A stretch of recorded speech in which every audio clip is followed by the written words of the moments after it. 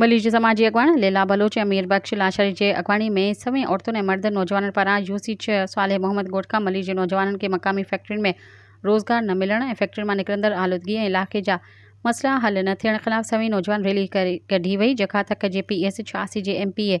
PP मलीज सदर MPA राजा अब्दुल रज़ाक जी रिहाइश खां अॻियां एहतिजाजी मुज़ाहिरो कयो वियो। एहतिजाजी मुज़ाहिरे जे मौक़े ते MPA राजा अब्दुल रज़ाक ख़ान मुतालबो कंदे अॻवाननि ॻोठाणनि चयो त इलाइक़े में वॾी तादाद में फैक्ट्रियुनि जो हुजण बावजूदि हितां जा नौजवान रोज़गार लादर बदर आहिनि, जॾहिं त फैक्ट्रियुनि जी ज़हरीली दोहे आलूदगी सबबि केतिरा ई ॿार मर्द औरतूं साह जी तकलीफ़ में मुब्तला थी विया आहिनि, जॾहिं त इलाइक़े में बिजली जी रोशनी खां पोइ हिन वक़्तु ट्रांसफार्मर मुकमल तौर ते बंदि कयो वियो आहे,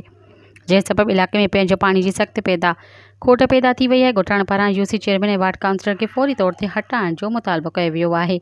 जॾहिं त PMT बिजली पाणी जे मसइले ऐं ॿियनि बुनियादी मसइलनि खे मुकमल तौर ते हल करण लाइ हिकु कमेटी ठाही वेंदी, समूरनि मसइलनि जे हल लाइ अमली क़दम खंया वेंदा। सब्सक्राइब कयो अवामी न्यूज़ HD खे ऐं ताज़ा तरीन ख़बरुनि लाइ ॾिसंदा रहो अवामी न्यूज़ HD।